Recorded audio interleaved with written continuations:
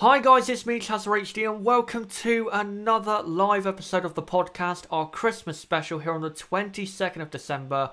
Christmas is just so close. Hopefully you guys are doing well, and also, of course, Merry Christmas no matter where you are in the world. Hopefully you guys are doing well on this Saturday, and we do have a couple of interesting things to talk about in today's podcast, so hopefully you will, as always, interact and get involved as you usually do. Now, before we get into the podcast, I just want to discuss one thing. This week in F1. Now, the reason it hasn't been live the last two Sundays, guys, is essentially because there's no news to talk about. And because of that, I'm probably not going to bring that back until maybe a fortnight before the season starts or something like that, because again, there's no real news in the F1 world. So just to let you guys know why that hasn't happened in the last 2 weeks, is because, again, there's no news to talk about, I'm afraid. If there is news to talk about, then maybe we will do one, you know, in January or something. But I'm afraid there is just no real news out there in the world of Formula 1. But now I'll bring in my usual guest as always, with also today a new microphone. Nib, how are you doing? I'm doing fantastic, mate. And for one, like, I'm about 15,000 yards away from my microphone, so that's certainly a good thing. Yeah, it is, and I think people in the chat will say as well, and anyone watching after, that yeah, your mic definitely sounds a lot better. But what we're going to do today, guys, is, I guess, the main topic after, you know, last week. If you didn't see the podcast, it's in the description down below. Last week, we went through our Dream F1 calendar and who our best team bosses. Now, when it comes to picking out the best, you know, this or that in F1, we're going to continue with that theme. And today, we are going to pick our dream teams for Ferrari, McLaren, Williams, Mercedes. That includes Mercedes of now, of course, Honda, Brawn, BAR Honda, and also the Mercedes of 1954 and 1955, and as well Renault. That includes Lotus between 2012 and 2015, Benetton, and Tolman. So that's going to be the main topic, and then after that, I will give a special Christmas present to you guys, and then we'll get into Q&A for about 20 minutes at the end of this stream. But I guess we'll just go straight into the dream team. So I will go first, and we'll start off with Ferrari. So with Ferrari, for the drivers, I'm going to go Michael Schumacher. Of course, he's the most successful driver in their history. And also Niki Lauda, because he won, you know, 2 world titles with the team. He probably, and he should have won 3 if he didn't have the accident at the Nürburgring in 1976. He was so successful for Ferrari, so fast. He got so many pole positions.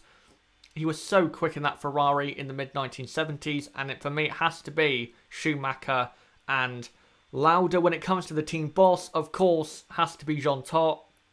He rebuilt that team into the monster it became in the early 2000s.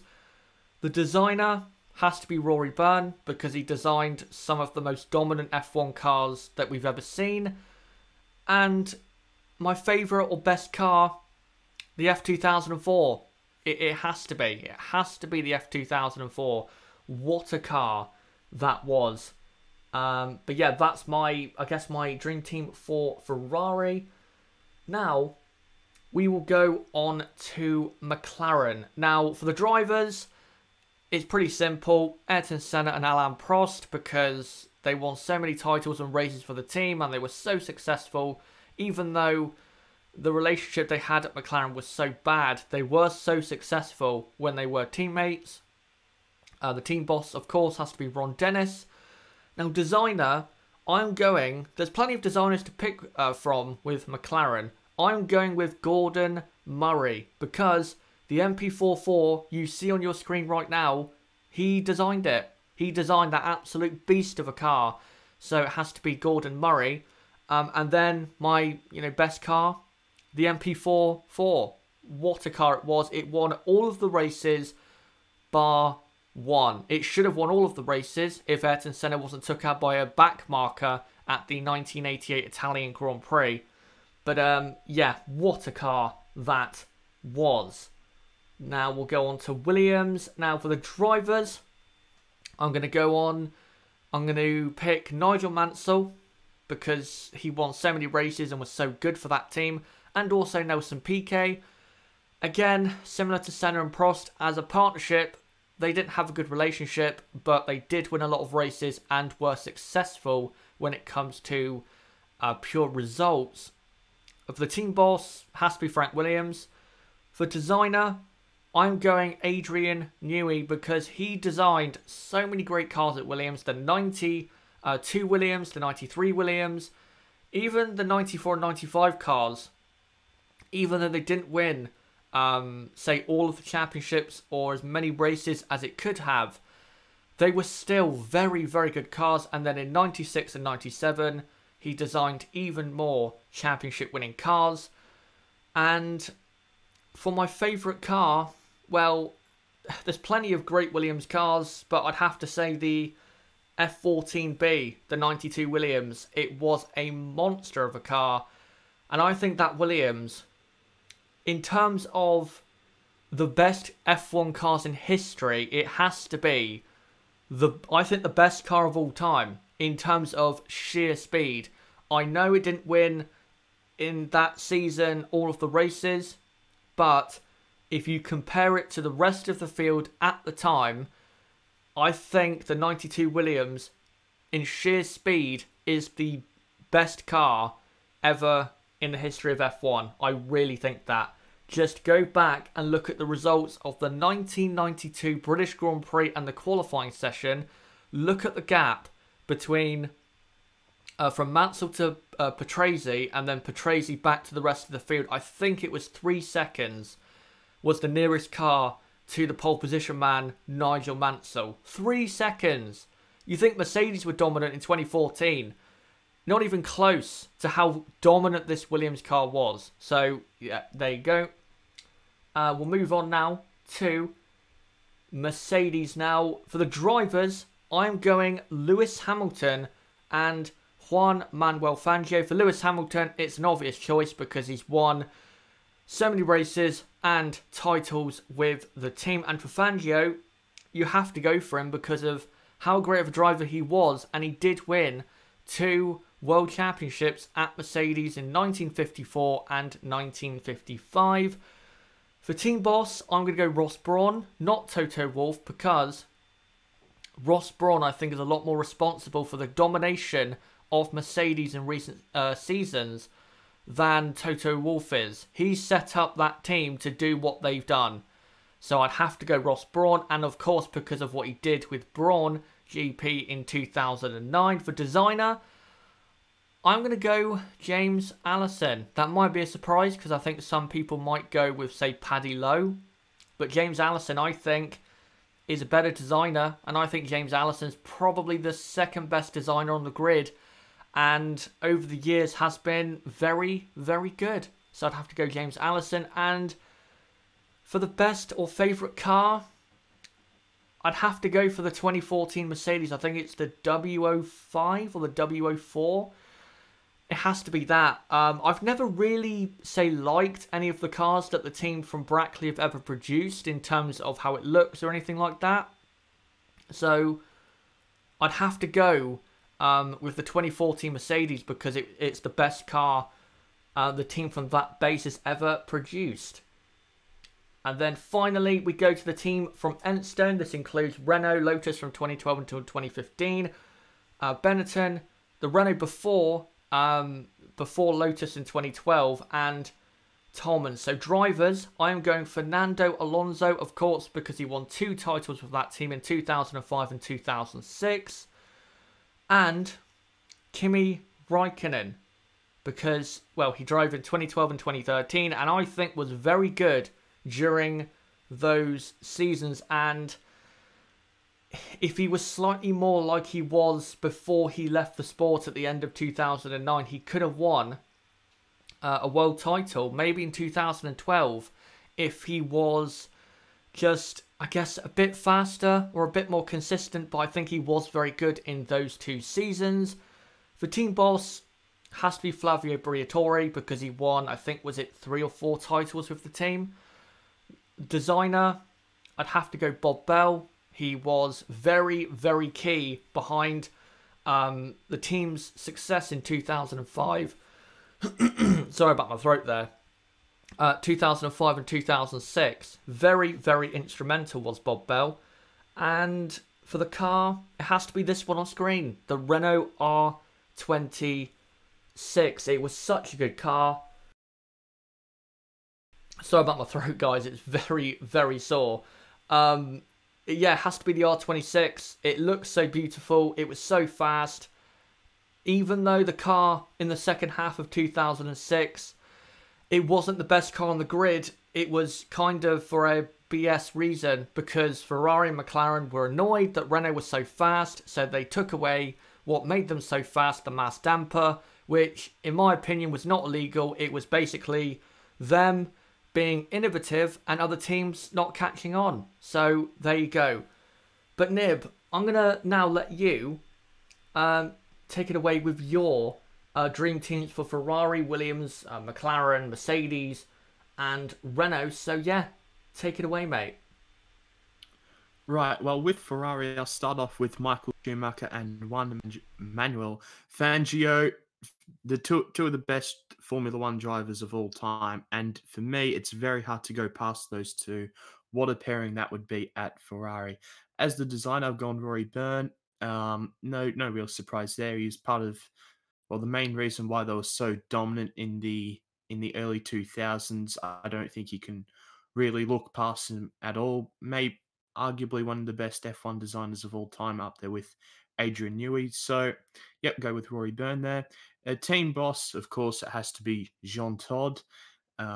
There's no arguments there, I don't think. And then my favorite car, of course, is the F2004. What a beautiful, beautiful car that is. I've got a little mini champs version of that in my bedroom with me, and it's just such a beautiful car. But now we'll move on to McLaren, where I think the two drivers pick themselves, Ayrton Senna and Alain Prost. McLaren's two most successful drivers and quite comfortably they're the two best drivers. You know, you could make an argument, perhaps you could put Mika Hakkinen in there if you wanted to put Prost, say, in the Renault. Prost drove for Renault, didn't he? I can't remember if Prost drove for Renault or not. But I think he did, but it was in, I think, 81, 82 and 83. But I'm not sure if we're counting that. But anyway. Yeah. Anyway, but then the designer will have to be John Bernard. One of the most innovative designers Formula One has ever seen, of course. Brought in the carbon fiber sort of era into Formula One with the chassis, the 1981 McLaren. That's where that all started. So a massive innovator in the world of Formula One. And for me, I have to go with him. Team boss, of course, Mr. McLaren himself, Ron Dennis, the absolute legend of the sport, and, well, took McLaren to many, many years of success. And then, of course, my favourite car from McLaren has to be the MP44. What a car that is, and what a beautiful car it is to drive on the F1 game, I must say. One of the most dominant cars the sport's ever seen, and it's really hard to go past that as my favourite car for McLaren. But now moving on to Williams, my drivers would be Nigel Mansell. No, I've done it again. Nigel Mansell and Nelson Piquet. The designer, of course, Adrian Newey. We could have picked Adrian Newey for all of the teams here if he, well, certainly for McLaren. I wanted to choose him for McLaren, but I wasn't allowed. The team boss, obviously, Sir Frank Williams. Absolute legend he is, and I hope everything is okay with Sir Frank. And my favourite car, I've written down accidentally the FW15C, but of course I meant the FW14B. what a car that was. The most dominant car the sport has probably ever seen. And whenever they have it on at Silverstone and they do it, the active suspension, that's just magic, that's for sure. But now moving on to Mercedes, Brawn, and Honda, I've gone with my drivers as Lewis Hamilton and Jenson Button because I completely forgot about Fangio, to be honest, at Mercedes back in the 50s. But I love JB, and I'd definitely love to have him there. And really did like the partnership of Lewis Hamilton and Jenson Button when they were teammates at McLaren. The designer, I'm going to go James Allison. I really don't rate Paddy Lowe at all. And then, of course, the designer of the Brawn car in 2009, he had one good season, of course, in 2009, but then after that, he completely flopped. So for consistency reasons, I've gone with James Allison over anyone else, really. He's been probably the second best designer in F1 since 2012, where he really picked up the game with Lotus. So that's why I've chosen Mr. James Allison. The team boss has to be, of course, Ross Brawn. What an absolute legend, and what a great job he's doing for one at the moment. He's really, really the reason why Mercedes are the team they are today. He built that strong foundation where they don't make mistakes like Ferrari do at the moment. So has to be Ross Brawn. And then my favorite car has to be the Brawn Grand Prix 001 of 2009.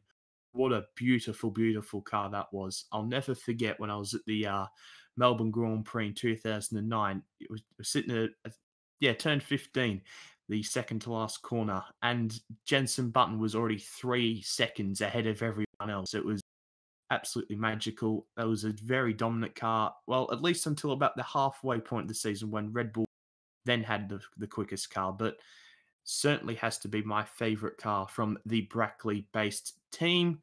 But now moving on to Renault, the drivers for me have to be Fernando Alonso and Robert Kubica.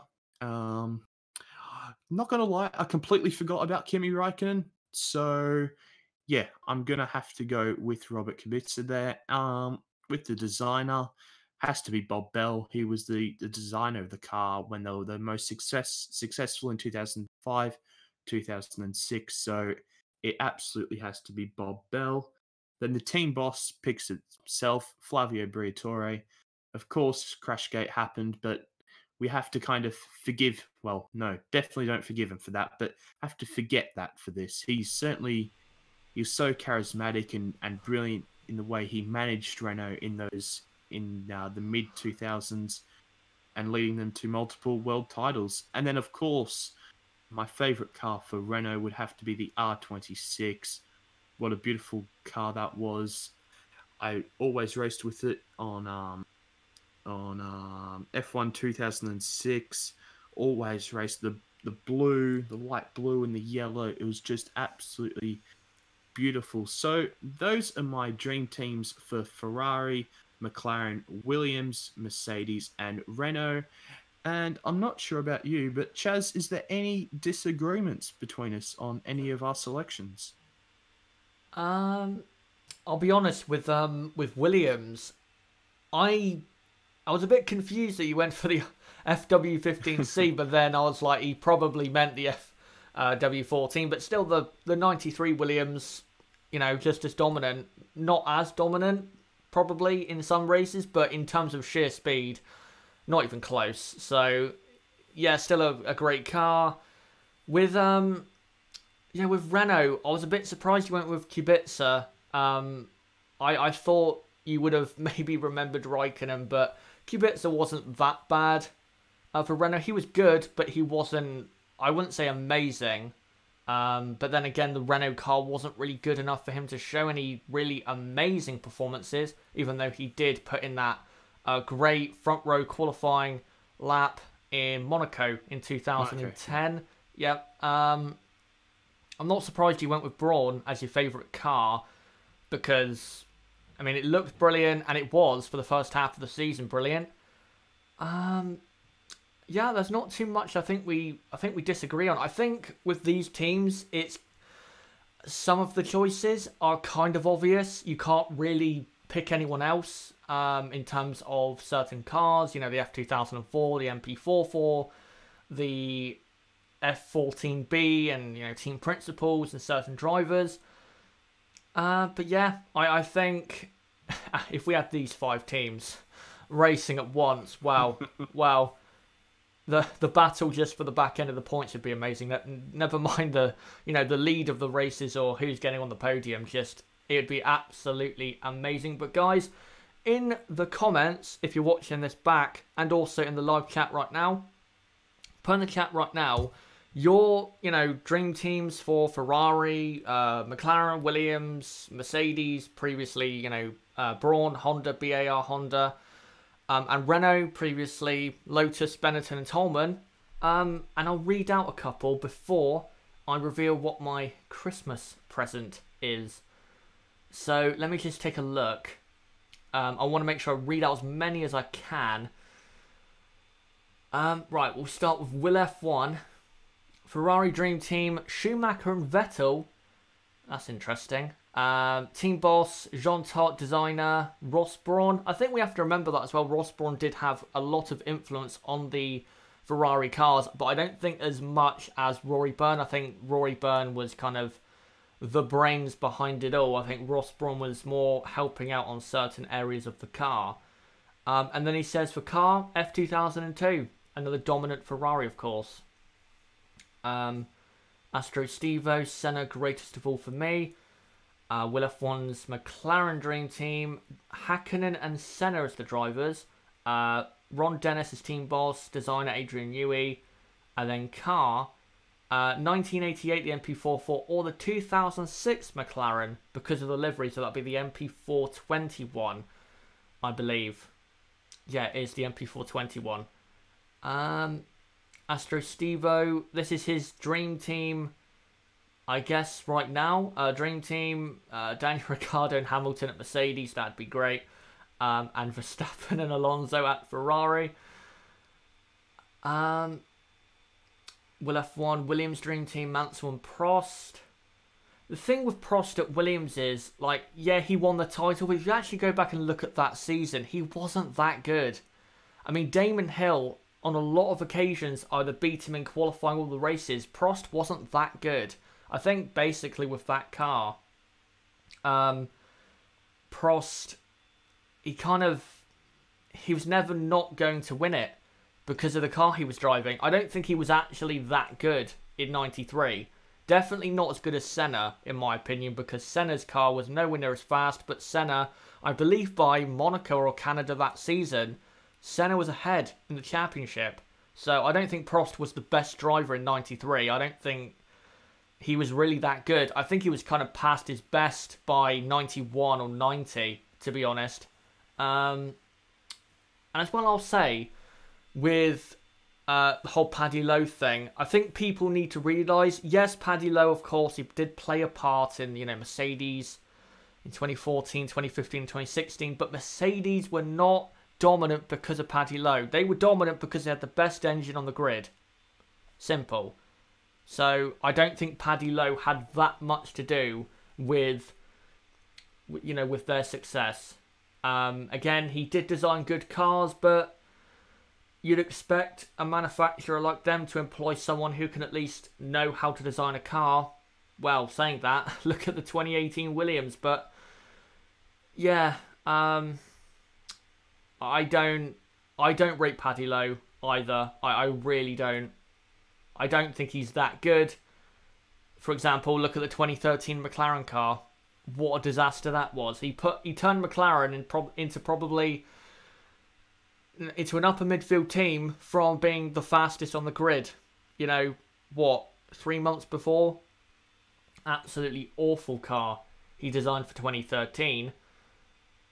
Will F1 felt Hakkinen would have better at McLaren, so Prost is at Williams. Okay. Will F1 says Mercedes Dream Team, Hamilton and Fangio, team boss Ross Brawn, designer Ross Brawn, and the car.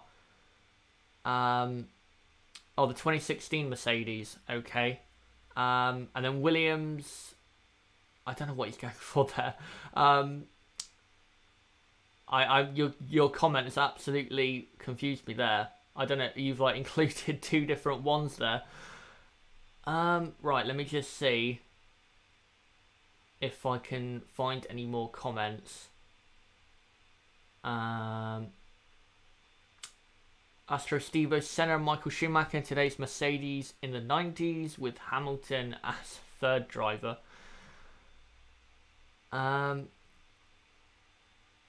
would be Braun 2009 for Mercedes. Okay, right.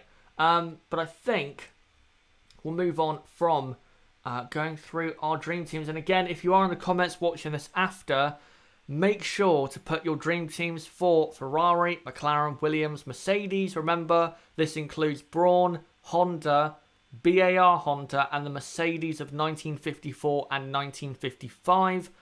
And Renault, including Lotus between 2012 and 2015, the previous Renault between 2002 and 2011, Benetton, and Tolman. So yeah, make sure in the comments section you get putting it down below.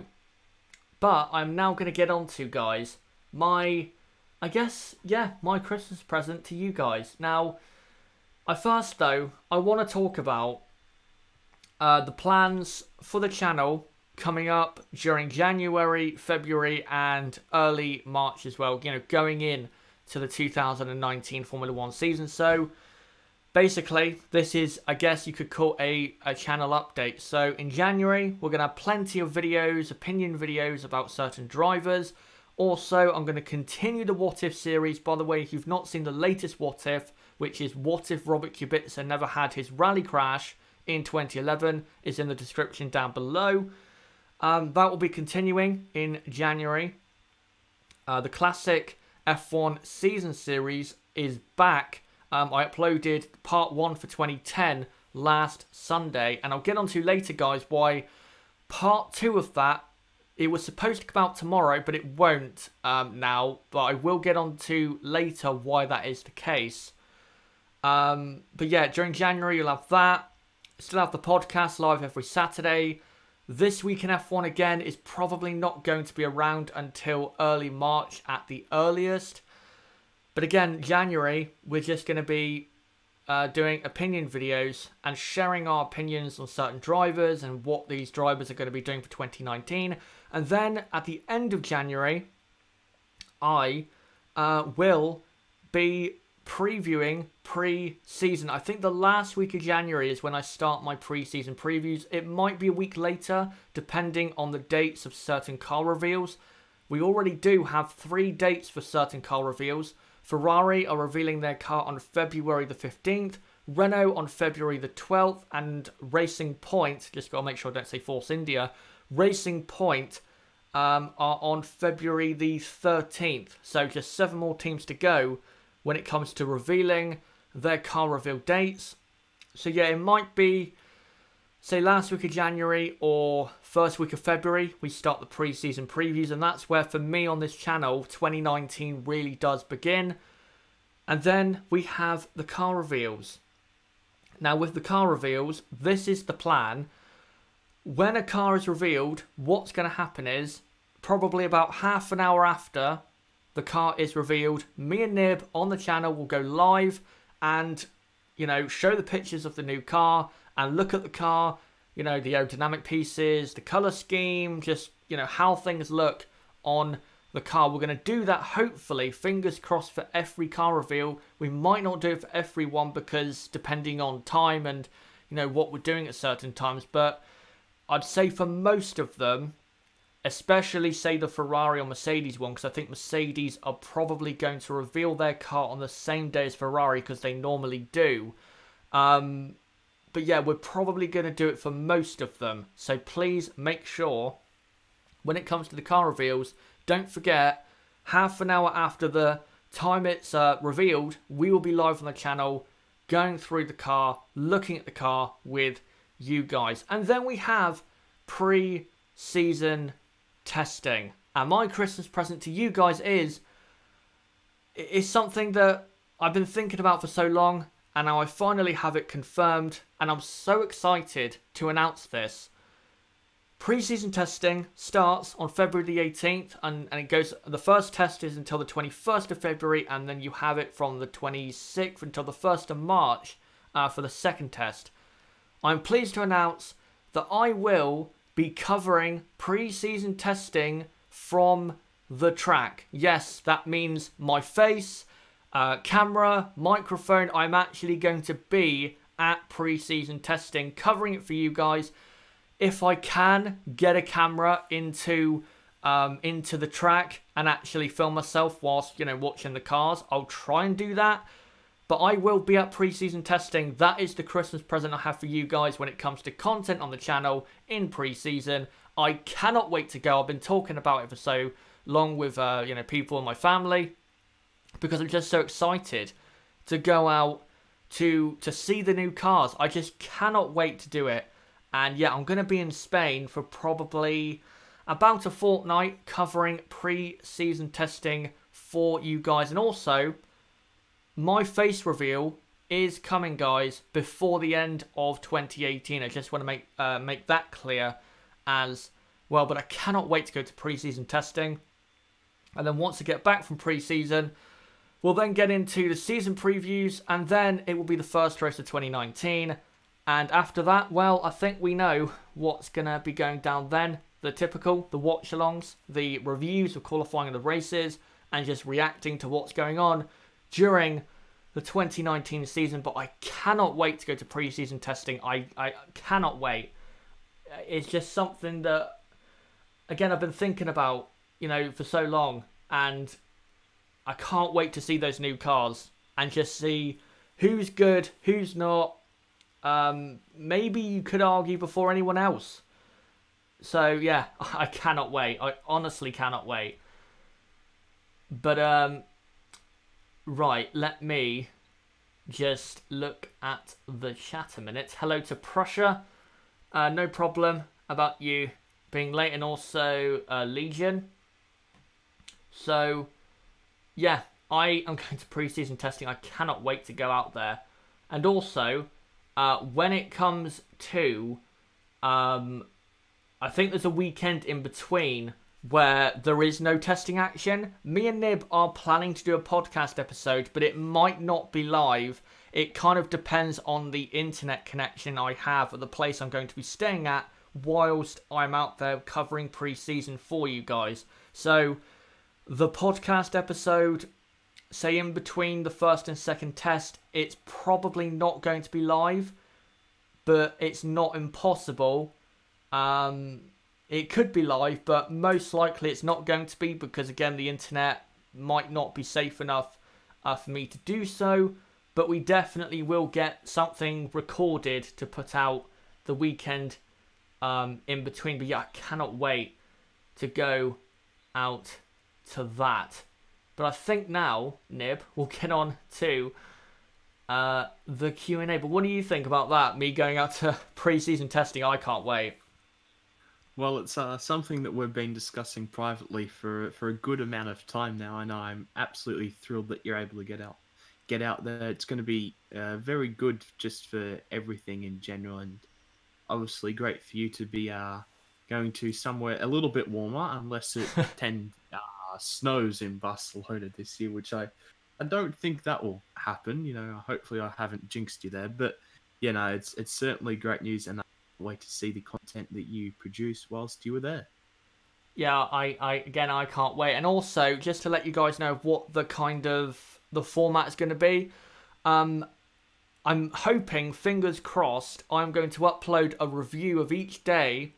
Me basically stood outside the track, you know, with a camera stood there with me talking in front of it, reviewing the day, showing footage of the cars, and then hopefully that night, I think 9 PM CET is the time I'm hoping to get those videos out for that evening. So when it comes to me getting the actual review of the days out, guys, yeah, it's probably going to be around 8 PM UK time, because obviously I need to record it, get back from the track, edit it, and get it uploaded. Hopefully the internet is not too bad. So yeah, that is what I'm going to be doing at the track. But I think now we will get into the Q and A.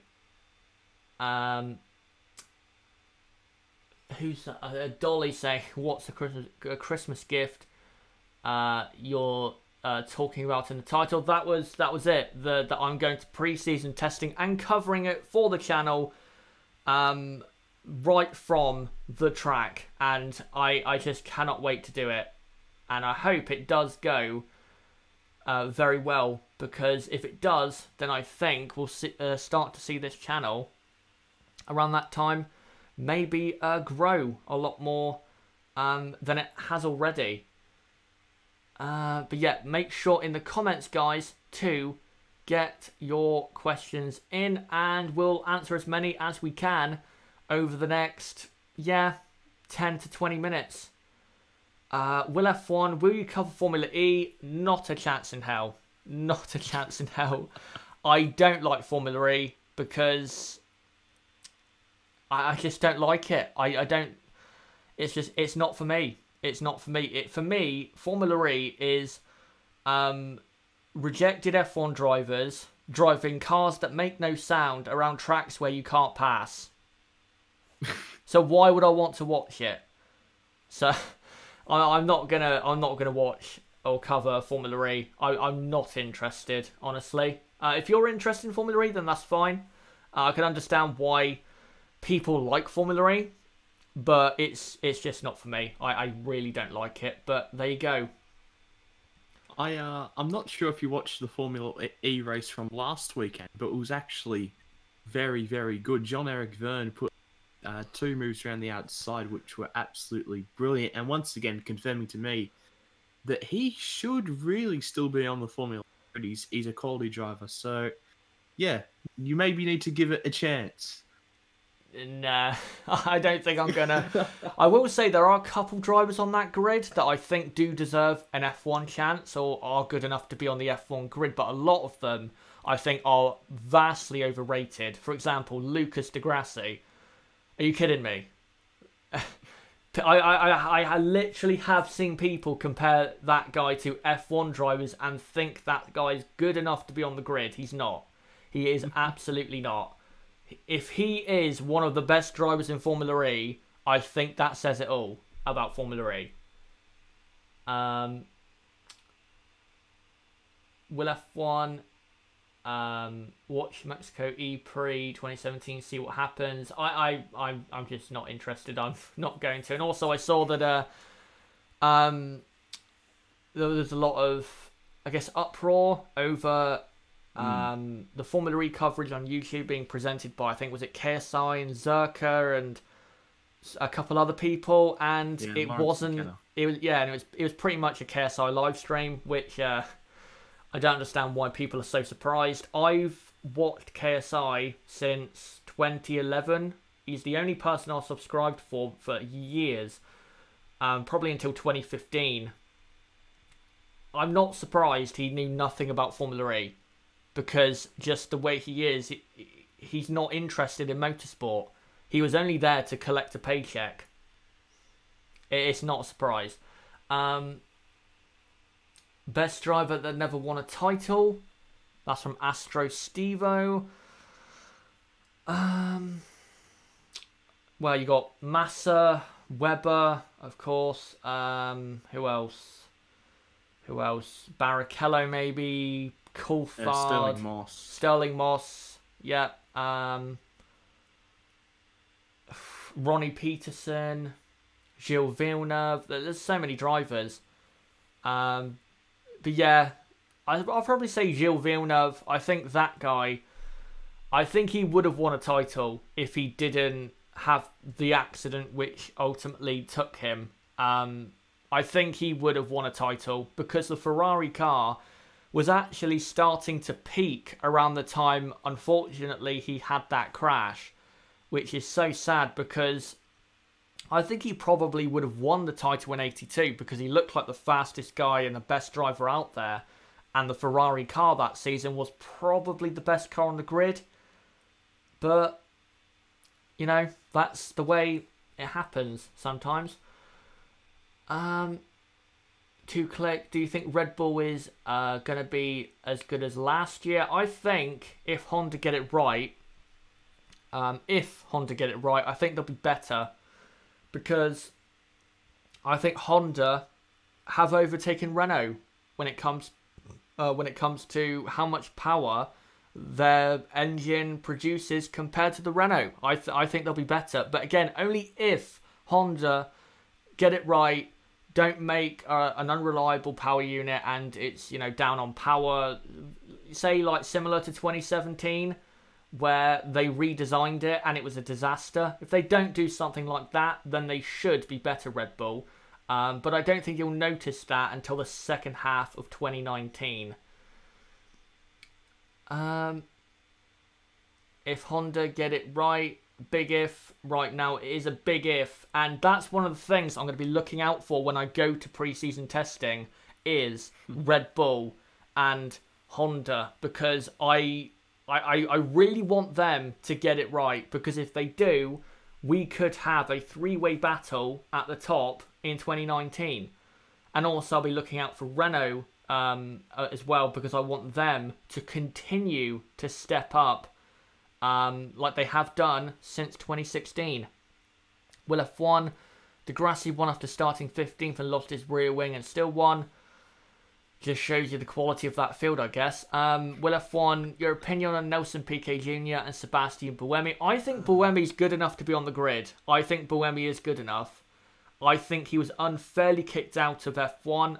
I think he could still do a job at, you know, a midfield team. Nelson Piquet Jr., he was a poor driver, very overrated, and yeah, was poor, very, very poor. And even though he claims that he was told to crash in Crashgate, he was just as much to blame as Pat Simmons was and Flavio Briatore. And in 2009, I know the Renault car was bad, but wow, he was terrible, absolutely terrible. Views on Nelson Piquet Sr. Very good driver, but not as good as people think. I think he was also slightly overrated because his teammates that he had at his team, except for Nigel Mansell, were not really that good. Astro Stevo, thoughts on Bruno Senna? You know what, Nib, I'll let you take that away. What do you think about Bruno Senna? He was a mediocre driver for me. He wasn't awful. He wasn't great. He was just very, very meh. You know, he never super impressed for me.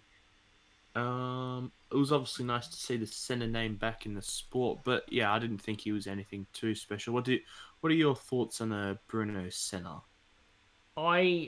If you actually, this is the thing, if you go back and look at the 2012 season, when I was doing my review of that season and looking at the results, I was actually surprised to see that Bruno Senna a lot of the time was in the points. But the issue was, he was so poor when it came to qualifying. If he was better at, you know, genuine pace on a single lap, I think Bruno Senna would have made it in F1, but he didn't have enough pace. He had good race pace, but he didn't have enough qualifying pace in that season. And I think, you know, if you get beaten by Pastor Maldonado, then that's kind of a sign that you need to leave the sport. Will F1 PK is the Villeneuve of Formula E? If you mean PK Junior, I wouldn't say that. I think that's a bit disrespectful to Villeneuve. Right, keep putting in more questions, guys, and we'll keep going through them, as many as we can. Just looking, Legion, when it comes to the best driver that's never won a title, he says Sir Sterling Moss.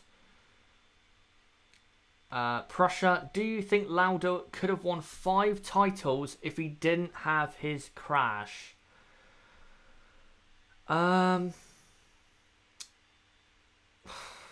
how many did he win? 3. So, ooh, that's tough.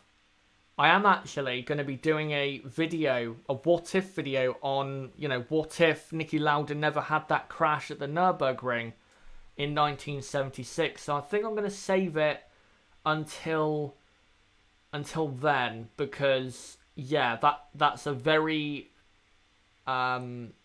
interesting question.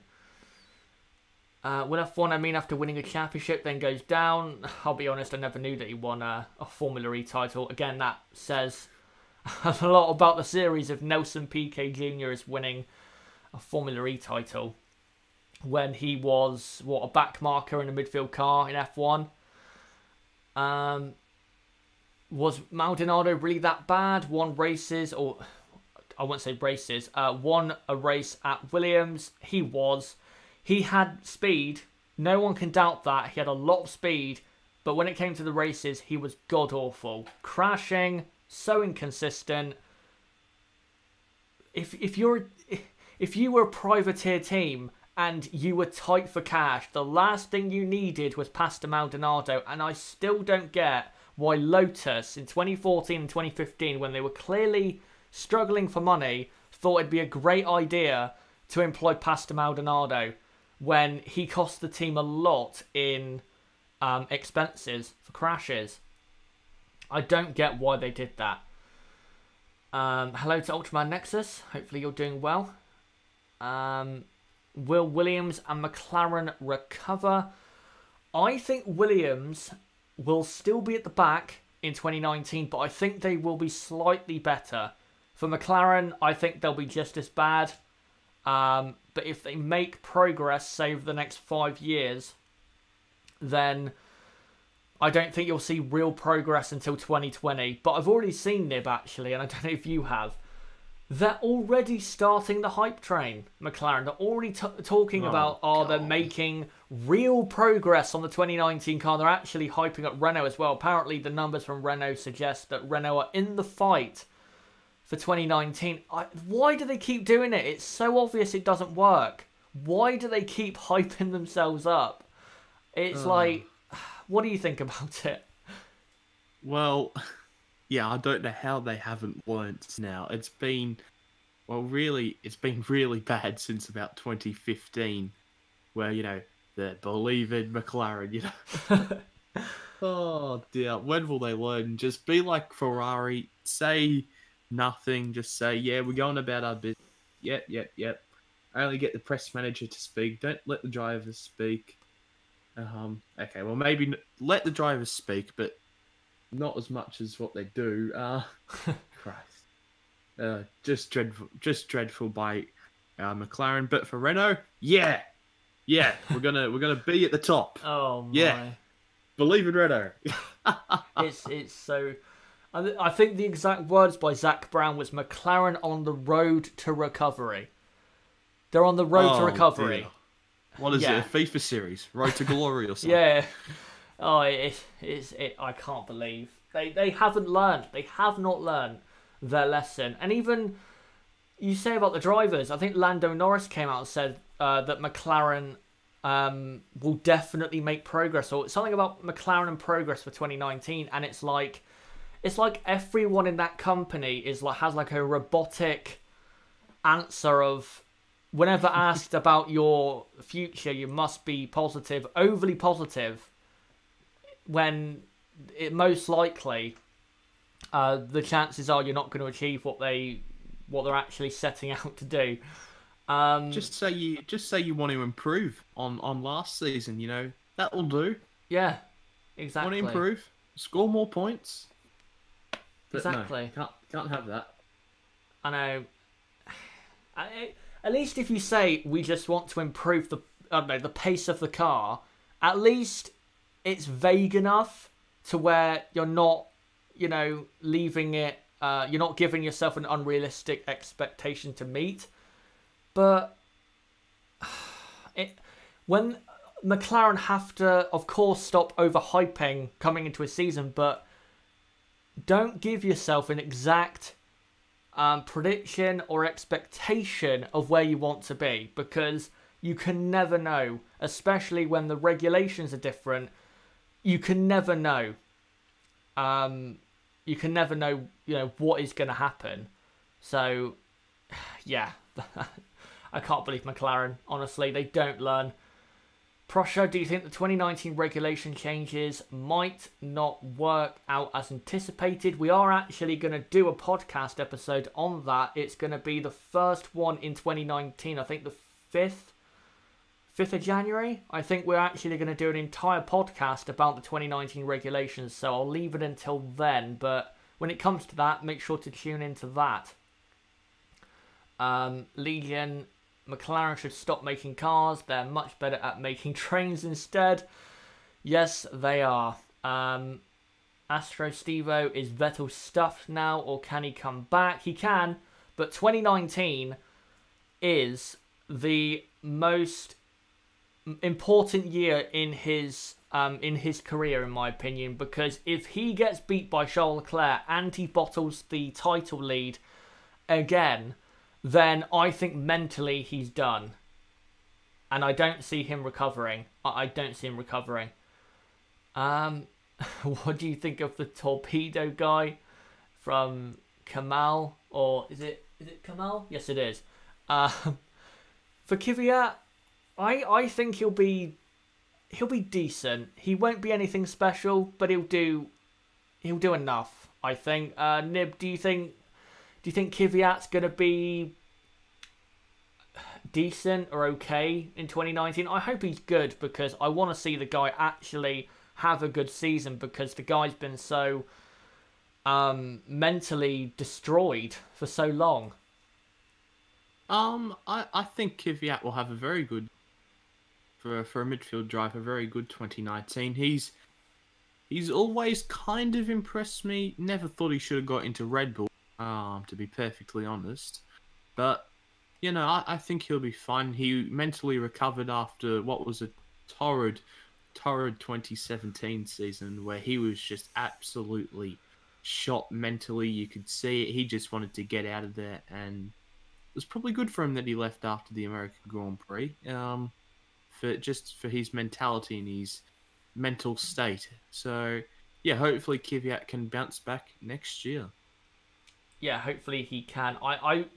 I've always been a bit of a fan of him. I've always seen more in him than other people. I think that guy can be at best, probably a higher midfield driver, like a Perez or a Hulkenberg.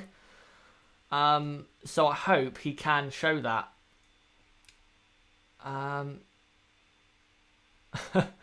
Will F1.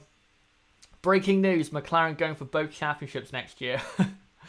I wouldn't be surprised. By the way, with McLaren, I want to just mention this, because I don't think I've actually talked about it with either you, Nib, or the people watching. The Grand Prix Driver series on Amazon. Now, yes. If you go back and watch that, you can see the issues McLaren have. Now, yes, Honda, they redesigned the power unit completely, and the communication was bad between both the McLaren engineers and the Honda engineers, and the Honda power unit was terrible. But McLaren didn't even have really a car ready for the season. I mean, they had to cancel a shakedown at Silverstone because they didn't have a floor. This is McLaren. They didn't have a floor ready. How long do they have to work on a floor for a new season? I mean, you have what? 2 months, 3 months? I mean, I know not everything is completed during the month of December or January, but yeah. And as well, I've heard this from Ross Brawn, and he said this before, that some cars are, when it comes to the design of them or the way the sport's going, some cars are thought of or maybe drawn up years in advance, but when it comes to the cars for the next season, the teams are always working on next season's car during the season before. Now, they won't be focusing the majority of their focus on next year's car, but gradually over the season, they'll continue to work on next year's car, and then eventually, around this time of year, the car should be coming to its, maybe not final stages, but you should at least be getting close to the end. But McLaren, not only for that, but also for this whole, the McLaren-Renault new partnership in 2018. I know people have said that, McLaren, they weren't ready, or they had plenty of time. I guarantee you, and I think it was even shown in the actual documentary series, that McLaren pretty much gave up on Honda before the first race. They actually, I think, was it Jonathan Neal did like an announcement saying we cannot continue like this, basically meaning we're getting rid of Honda. So they had plenty of time to design a car around a new power unit, and they announced they were going with Renault in September of 2017. They had plenty of time to fit the car around the Renault power unit. So if anyone is saying that, stop. It's absolute rubbish. It is absolute rubbish. They had plenty of time. They bottled it. I must say, when they went for the first fire up of the Honda engine and it didn't work, that has to be one of the funniest moments I've ever seen in terms of Formula One. And the looks that the McLaren staff were giving the Honda engineers was absolutely hilarious. Wow. There was absolutely no communication. They're living on a different planet. It was like the Honda engineers were aliens to them. They didn't know how to speak to them. They didn't know what was going on. It was an absolute farce, and yeah, it's no surprise why that partnership didn't work. Yeah, if you go back and watch that series, it pretty much explains why McLaren Honda failed. Especially watch episode 2 and episode 3, where they actually put the car together. It is comically bad. And yeah, when they fire up the Honda power unit, I think the first time they fired it up, it didn't even make a noise. There was like a clicking noise, and then there was nothing. That was the first fire up. Oh, what a disaster! But yeah, if you do have Amazon Prime, or if you can get it, go and watch that series, Grand Prix Driver. If you want to know why McLaren and Honda failed, those 4 episodes pretty much show why they failed. Anyway, let's move on to a final couple of questions, and then we will come to the end of this podcast. By the way, if you're wondering what the special Christmas present to you is, if you've joined late, I am going to pre-season testing in February and in early March, and I will be covering it from the track. I cannot wait to do it, and yeah, that's my Christmas present to you in terms of content. I cannot wait to do that. Aaron Chin asks, do you think Ricciardo will destroy Hulkenberg? No, I don't think he will, but I think Ricciardo will beat Hulkenberg. Let me just... Astro Stevo, Hamilton versus Schumacher versus Senna in their primes. Who would win? Oh, that's difficult.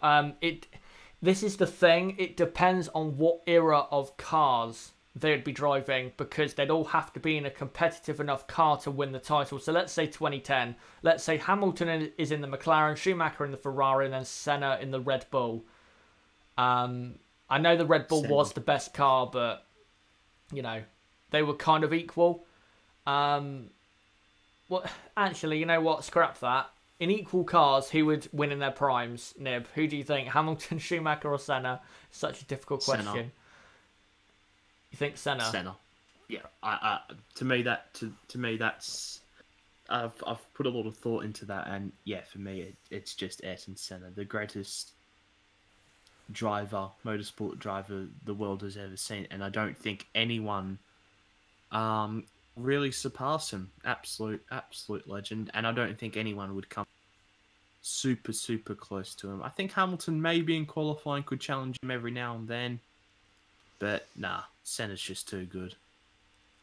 Yeah, I was thinking with Schumacher, the thing that Michael was very good at was in the races or just over a season when he was competing against someone, he was very good at just, I guess, destabilizing that driver's mentality or the other team's mentality. He was very good at that. He did it with Damon Hill, Montoya. He tried it with Alonso and it worked a couple of times, but Alonso stayed strong. Häkkinen did stay strong.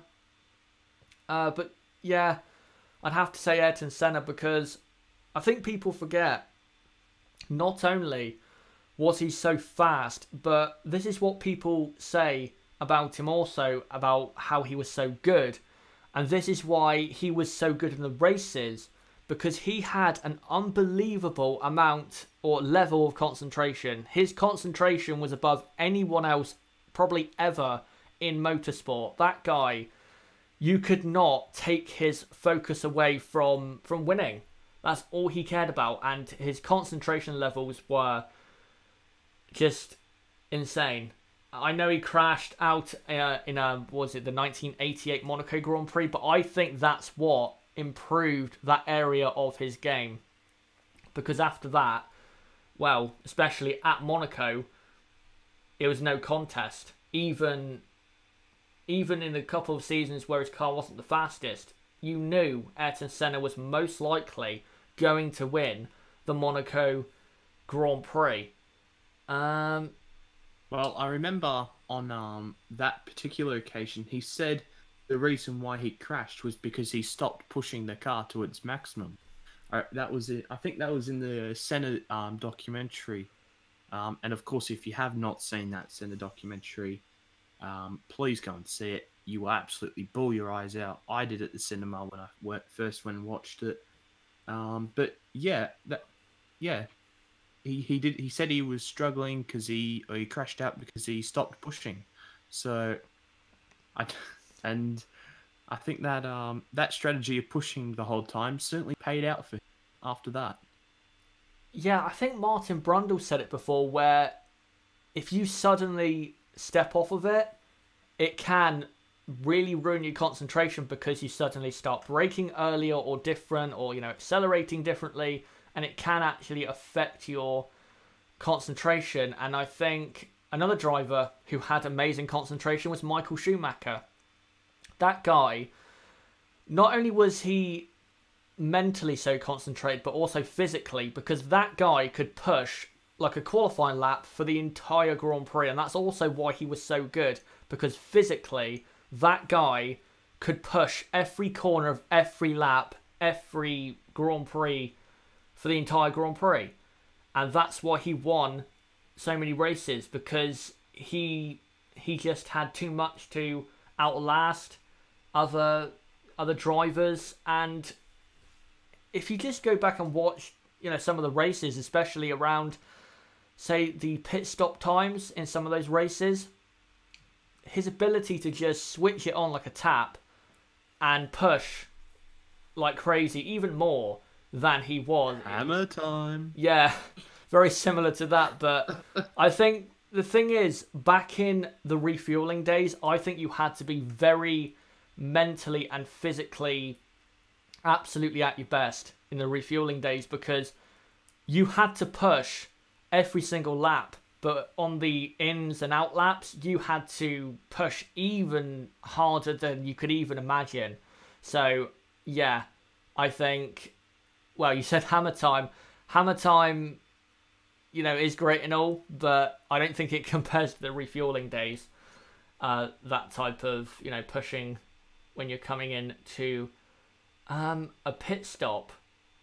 But I think we will come to the end of this podcast. Nib, as ever, thanks for coming along, and also Merry Christmas. Thanks, mate. It's always great, and thanks for everyone in the chat. It's obviously the great news has been broken now that you're going to pre-season testing, which I think all of us are absolutely thrilled about. And of course, Merry Christmas and a Happy New Year to everyone in the chat. Absolutely. But before I go, guys, I just want to show you what is coming up on the channel between Christmas Day and New Year's Day. Let me just try and get it up now if I can. Right, so here you go. These are the videos on Thursday and Friday. So this will be the 27th and 28th of December. So yeah, guys, that does mean that today is the last video until the 27th of December. I was supposed to upload part 2 to my classic review of the 2010 season, but basically I don't have the time to actually get it, you know, edited and get it out, because I'm actually working on something else at the moment, which you'll be able to see on that Friday video. You'll know what I mean by that Friday video, because I'm actually working on something a lot bigger, which is taking up some of my time. But yeah, Thursday I will be doing the end of 2018 F1 awards. You guys voted on that, and I will be revealing the results on Thursday. And then on Friday, I will do a My 2018 on YouTube. And by the way, I might as well announce it now. That Friday video, that is going to be my face reveal. So there you go. And then, next weekend, next Saturday, we will be live again for the podcast, because we are going to be doing our first ever classic race watch along. Now, you guys can vote on what the watch along, what the race we're going to be watching along is.